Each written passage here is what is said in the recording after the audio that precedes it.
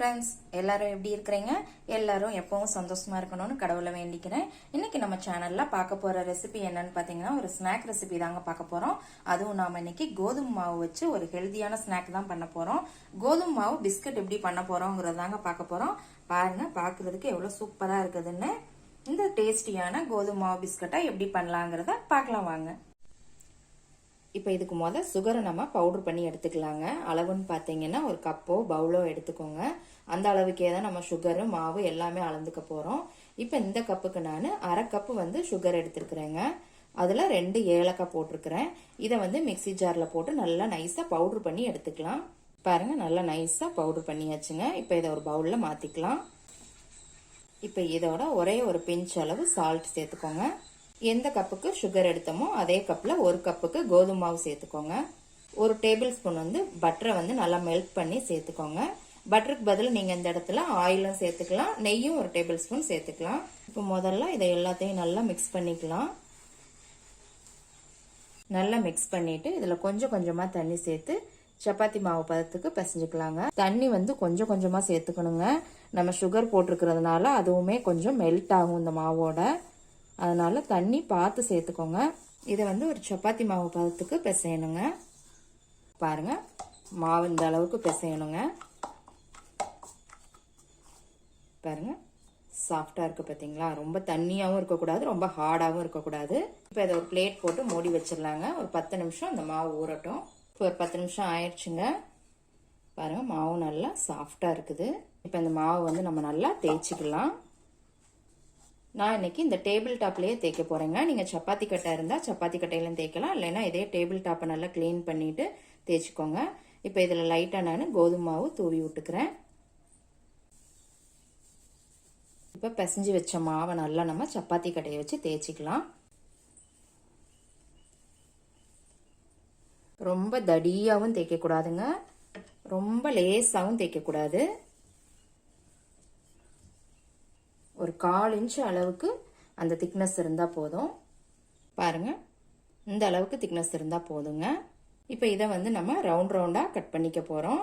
இந்த மாதிரி ஏதாவது ஒரு பாக்ஸோட மூடி அல்லது இந்த மாதிரி ஏதாவது ஒரு ரிங் இருந்தா கூட நீங்க இந்த மாதிரி ரவுண்ட் ரவுண்டா போட்டுக்கலாம். பாருங்க, இந்த மாதிரி போட்டீங்க அப்படின்னா அழகா வரும். உங்களுக்கு என்ன சைஸ் பிடிக்குதோ அந்த சைஸ்ல நீங்க இதே மாதிரி எடுத்து வச்சுக்கோங்க.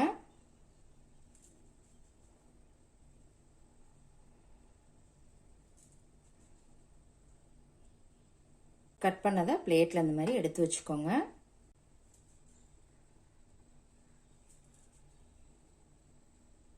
இப்போ இந்த மாவையும் நல்லா பிசைஞ்சிட்டு இன்னொரு டைம் அதே மாதிரி சப்பாத்தி கட்டையை வச்சு தேய்ச்சிட்டு ரவுண்ட் போட்டுக்கலாம். இந்த மாதிரி தேய்ச்சிட்டு மறுபடியும் போட்டுக்கலாங்க.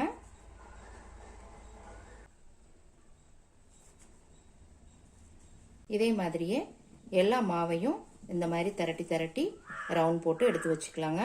லாஸ்ட்ல கொஞ்சமா இருக்க மாவை இந்த மாதிரி கையில கூட தட்டிக்கோங்க. இந்த மாதிரி தட்டிக்கோங்க. பாருங்க, இப்போ எல்லாத்தையுமே நம்ம தேய்ச்சி ரவுண்ட் போட்டு எடுத்து வச்சுக்கிட்டாச்சுங்க. பாருங்க, இந்த திக்னஸ் அளவு இருந்தா போதும்.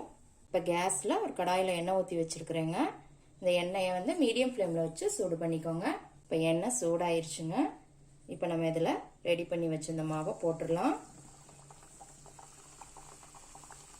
நீங்க பெரிய அகலமான கடாயா இருந்தா மொத்தமாவே போட்டுடலாங்க. நான் இதை 2 டைமா போட போறேன். கேஸை ஃபுல்லா வச்சுக்காதீங்க, மீடியம் ஃப்ளேம்ல வச்சுக்கோங்க. பாருங்க எவ்வளவு நல்லா பொரிஞ்சு வந்துட்டு இருக்குதுன்னு. நம்ம இதுல சோடா உப்பு, பேக்கிங் பவுடர்னு எதுவுமே இதுல போடலைங்க. கோதுமை மாவுல செஞ்சிருக்கோம். ஒரு ஹெல்தியான ஸ்நாக்ஸ்னே சொல்லலாம். இது 2ல இருந்து ஒரு 3 நிமிஷம் ஆகுங்க இது வேகிறதுக்கு. லேசா பிரவுன் கலர் வர்ற வரைக்கும் நல்லா வேகட்டுங்க. பாருங்க, லேசா பிரவுன் கலர்ல வருங்க. இந்த ஸ்டேஜ்ல நம்ம எடுத்துடலாம்.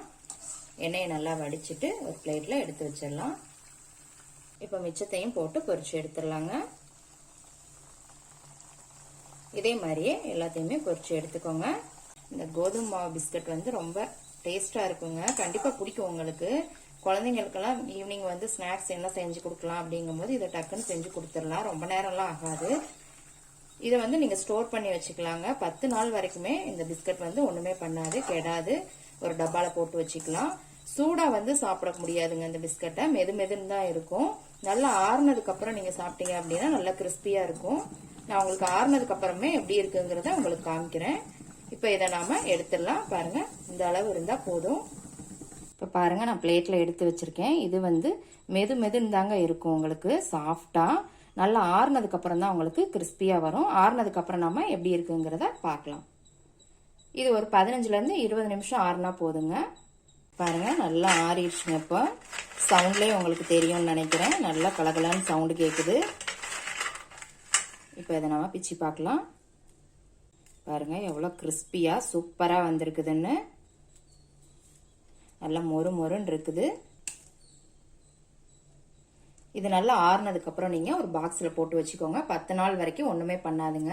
இந்த கோதுமை மாவு பிஸ்கட் பிடிச்சிருந்தது அப்படின்னா கமெண்ட்ல உங்க ஃபீட்பேக் கொடுங்க. கண்டிப்பா செஞ்சு பாருங்க. அன்போடு சமைத்து ஆனந்தமாய் உண்டு இன்பமாய் வாழுங்கள். வாழ்க வளமுடன்.